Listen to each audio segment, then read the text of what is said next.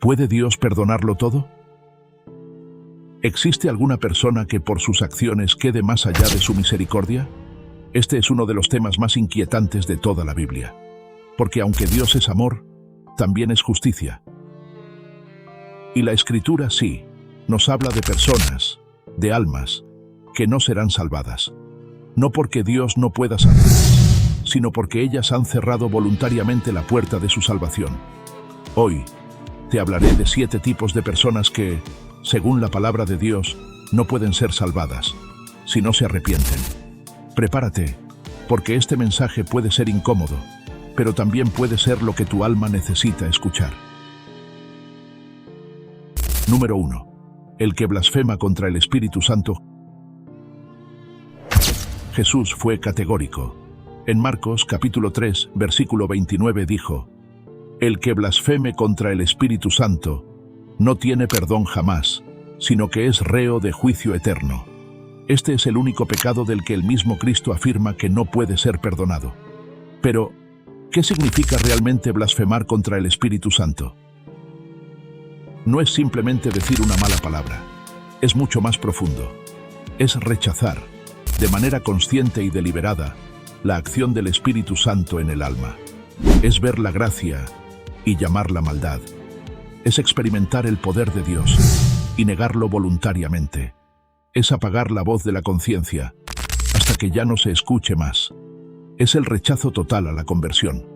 Y cuando alguien llega a ese nivel de endurecimiento, ya no hay nada que se pueda hacer, porque Dios respeta la libertad humana, incluso cuando esa libertad lo rechaza a Él. Número 2. El apóstata deliberado. La carta a los Hebreos capítulo 6 lo dice de forma estremecedora. Es imposible renovar para arrepentimiento a los que una vez fueron iluminados y luego cayeron.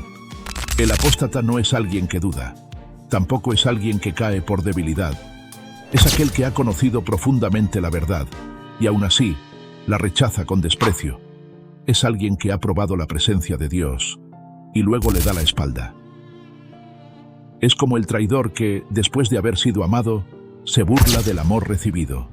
El apóstata no solo se aleja, arrastra consigo a otros y lo hace con cinismo. Y ese desprecio voluntario por la verdad cierra la puerta de la salvación. Número 3. El que muere en pecado mortal sin arrepentimiento. La doctrina de la Iglesia Católica es clara. Quien muere en pecado mortal sin arrepentirse, se condena. No se trata de que Dios no quiera perdonarlo. Él quiere, pero el alma tiene que pedir ese perdón y desearlo. El pecado mortal es aquel que destruye la relación con Dios, que mata la vida de la gracia. Y si se llega al final de esta vida con esa herida abierta, la separación es eterna. Por eso el arrepentimiento es tan importante. Por eso la confesión no es un simple rito, es un puente hacia la salvación. Morir en pecado mortal, sin arrepentirse, no es solo una tragedia, es una decisión final. Número 4.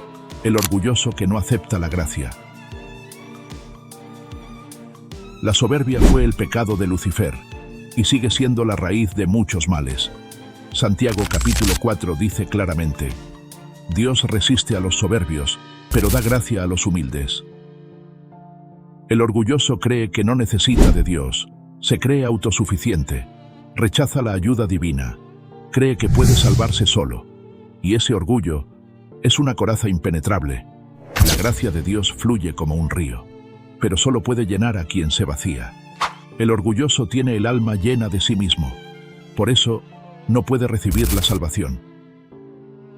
Y si no hay humildad, no hay salvación, porque el reino de los cielos es para los que reconocen que sin Dios no somos nada.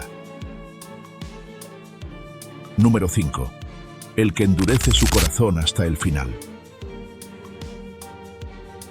El libro del Éxodo nos habla de Faraón, quien una y otra vez endureció su corazón ante las señales de Dios. Y esa historia se repite hoy.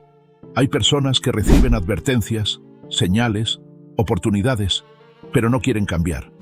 Oyen la voz de Dios, pero la callan. sienten el llamado, pero lo rechazan. Y cuando ese rechazo se prolonga, el corazón se vuelve piedra. Si alguien llega al último suspiro sin arrepentimiento, ya no hay vuelta atrás. No porque Dios lo cierre, sino porque el alma ya no quiere abrirse. Y esa dureza es la tragedia de quien tuvo todas las oportunidades y las desperdició. Número 6.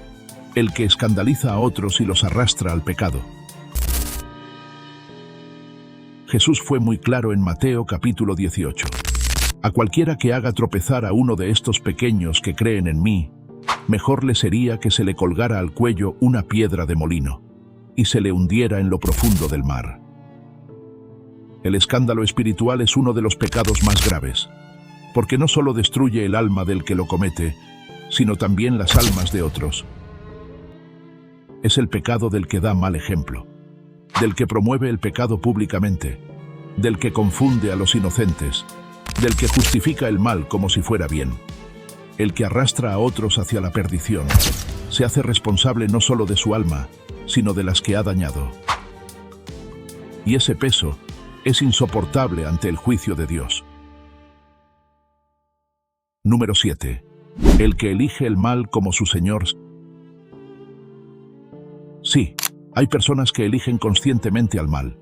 No solo se alejan de Dios, lo desprecian. No solo viven en el pecado, lo glorifican.